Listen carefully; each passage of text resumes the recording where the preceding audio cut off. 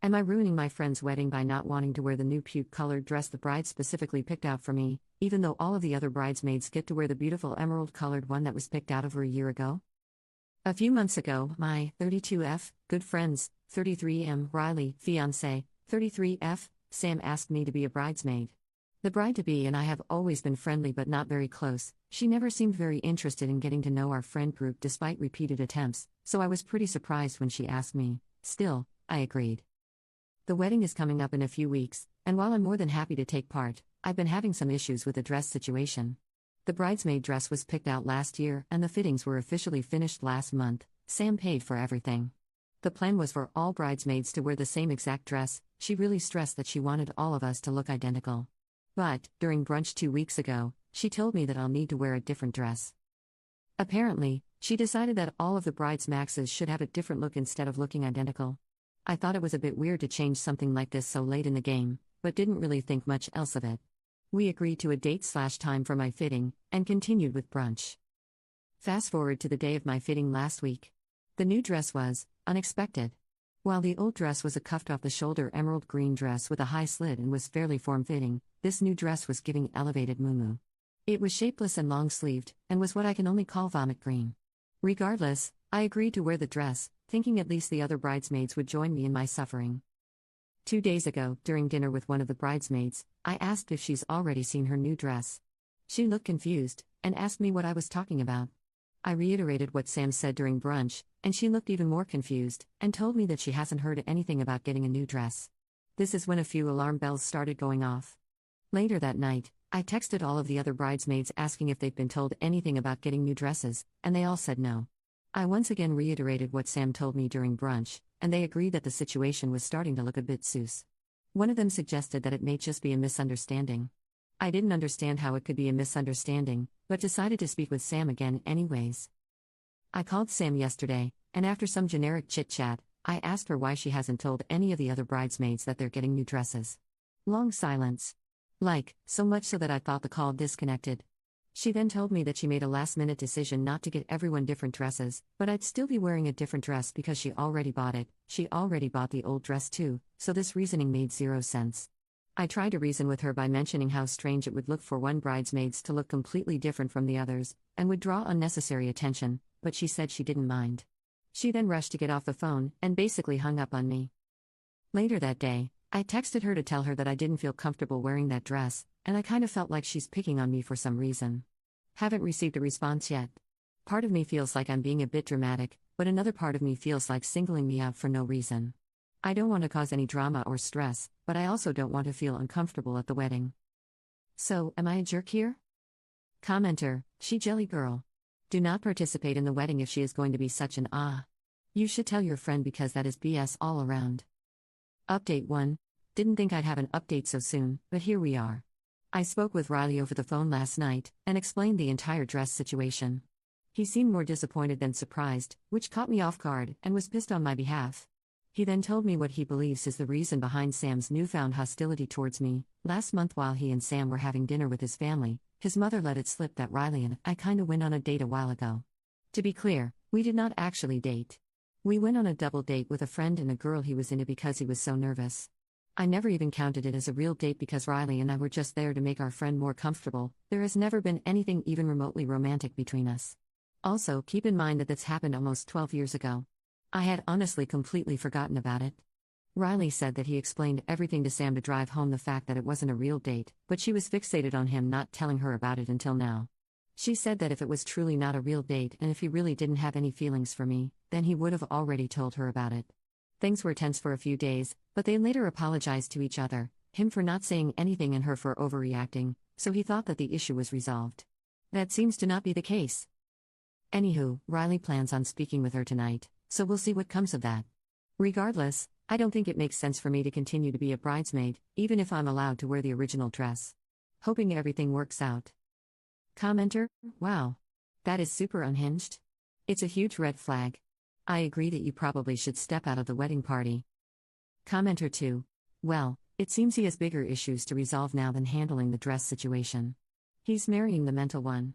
That girl is unhinged, getting mad at something that wasn't even a date that happened 12 years ago. I would say, if this wedding happens, just go as a guest. Update 2. I have another quick update. Things don't seem to be going well.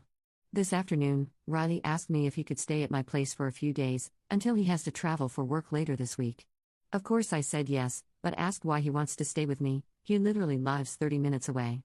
He said that he doesn't want to talk about it right now, so I backed off. He's currently holed up in one of my guest rooms, and hasn't come out in hours. I am worried. Commenter, he's seeing his GF for who she really is. Also, have you considered that Riley may have always had feelings for you, and that's what's making her so mad? I'm sure someone already mentioned this in the comments on the other update, but I am playing catch up. Commenter 2, this is a Sam problem. Not a you problem. Riley should know who he is marrying. Some people are just jealous of everything. But you occupy a lot of rent-free space in Sam's mind. Because she is a jellyfish. Update 3. This afternoon, while Riley and I were at work, I received a call from the security desk of my residential community. Someone was there, claiming that they're my guest, but they didn't have a code and their name wasn't on the visitors list. It was Sam. I told security to deny her entry, which they did. Not even a minute later, Sam called me, but I didn't pick up. She called me thrice before I put my phone on Do Not Disturb, and then 4 more times after I did. She then sent a text saying you were causing misunderstandings. You need to send him back today. I'm home, but Riley is still at work. Haven't told him anything yet, don't want to stress him out while he's working, but will after he returns to my place. Also, haven't tried to contact Sam, and I don't plan on doing so anytime soon. Really don't foresee any convos between us going well right now. Random kind of funny thing to note, since yesterday, Sam has been removing me from the bridesmaid group chat, but the other bridesmaids keep re-adding me after noticing that I'm missing. This has happened 5 times. Commenter, how is Op causing misunderstandings? Sam has done all of this on her own. All the Op did was ask the bridesmaids if their dresses changed and informed the groom. Seriously, what the fudge did she think was going to happen when his close friend walked down the aisle in that monstrosity and no one else did? He'd have known what was happening and why, and he'd have been pissed. Update 4. Last night, after Riley returned to my place after work, I told him everything regarding Sam trying to come to my house, and showed him the text message and missed calls. He was pissed. I have never seen him so angry in all my years knowing him. He was completely silent but looked like he was 2 seconds from setting someone on fire. After letting him cool down for a bit, I asked him if he wanted to talk. He did. He told me that they always seem to argue about the same things. Then, she'd pretend to understand and be all right with everything only to bring it up again in the future. A few examples of the main things she'd say/bring up. Our friend group is toxic and too close. Riley should be thankful to her for keeping his drug habit a secret. A while ago, he mentioned to her that he smoked weed multiple times in uni. He's too secretive about work, and I know more about his job than she does. We're both feds who work in Intel, and our offices sometimes liaise with each other. He spends too much time with his family. He'd suggested couples counseling a few times, but she kept on refusing. They'd been doing pretty well for the past year or so and didn't argue much anymore, so he stopped grinding it up. Apparently, the absolute last straw happened the day he asked me to stay at my place. During the argument with Sam that led to this, initially regarding the dress debacle but snowballing into other topics, in addition to trying to get him to cut me out of his life, she also called me the N-word. I'm black BTW and Riley and Sam are white. According to Riley, that's when he knew that he was 100% done. Before he left, he told Sam that their relationship's over. Since then, she's been blowing up his phone, but he said he hasn't read any of her messages or answered her calls. She also sent him emails, which he has also ignored. He's going to tell his family and our friend group before he leaves for his work trip this week. I encouraged him to consider doing so sooner rather than later before Sam has a chance to try to stir things up. Also, when he returns from the trip, he plans on going back to his place to get his ring back from Sam, and tell her that she needs to find a new place to live. The house is his. We spent the rest of the night, and part of the early morning, eating leftovers and cookie dough, working our way through some Moscow mules, and watching Monty Python. It'll take some time, but I know he's going to be fine. Thank you, my dearest potatoes, for all of your insight, advice, and kind words. Love this community. Update 5. Hello, my potato peeps, it's been a hot minute. I'll dive right in. Apologies if this is scatterbrained. I've been stuck at an airport for 35 hours and haven't slept at all. I was able to convince Riley to tell his immediate family and our core friend group about the Sam situation before his work trip, as opposed to after. Specifically, he told them that he and Sam are broken up and there won't be a wedding, that they broke up on bad terms, and that everyone should take anything Sam may tell them with a grain of salt.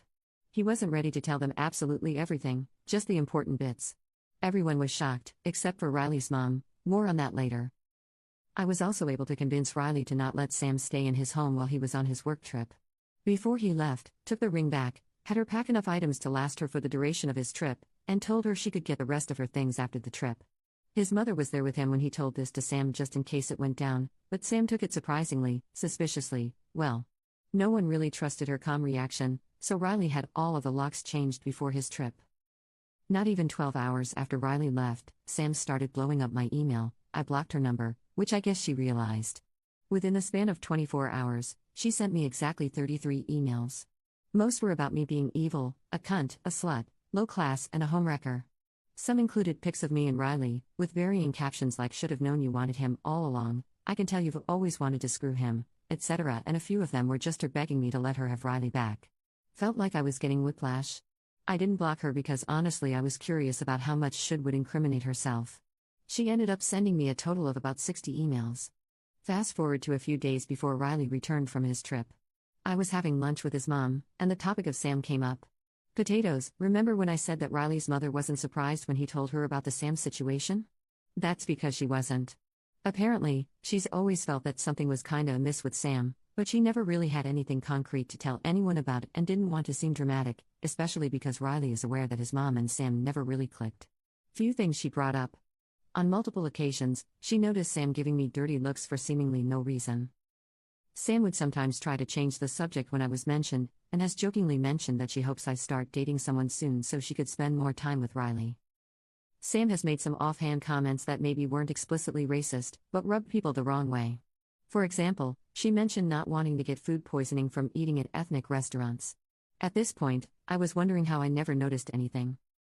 The next day, as I was leaving work, one of the security guards on the base told me that he turned away a car that morning that was trying to get on base because the driver had none of the required credentials, and refused to go to the visitor center. The driver asked for me by name, and refused to move until she was threatened with detainment. It was Sam. At this point, I was done. I spoke with my security POC that same day, and reported her. A report was filed, and I took that report to Sam's work, and gave it to HR.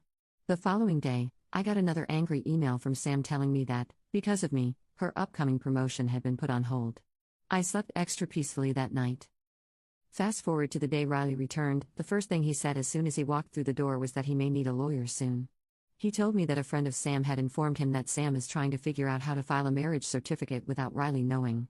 Apparently, she thought she could just forge Riley's signature as well as the officiant's signature, and then file it at the circuit court. I'm pretty sure that's not even possible. What the actual fudge? After that, a few things happened in rapid succession. Riley retained a lawyer, who sent a letter to Sam informing her that what she tried to do was illegal, and legal action would be taken against her if she tried to file the marriage certificate. Sam refused to retrieve the rest of her things until Riley threatened to give everything away. She eventually took all of her stuff, as well as some things that weren't hers, mostly some random framed pictures. Riley has since got them back. Our entire friend group and Riley's family have blocked Sam on everything.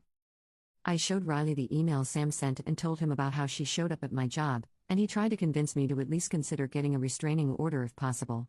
I haven't tried yet, but I'm holding on to the emails just in case. Sam got a DWI and spent a night in jail. Sam got fired from her job. As of last week, things have been pretty calm. No one has heard from Sam lately, which we're all quite happy about, but we're still keeping our eyes peeled just in case. Riley is still having a hard time, but he's getting better. He's eating pretty normally now, and has resumed participating in group hangs with our main friend group. Looking forward to the day Sam is a distant memory.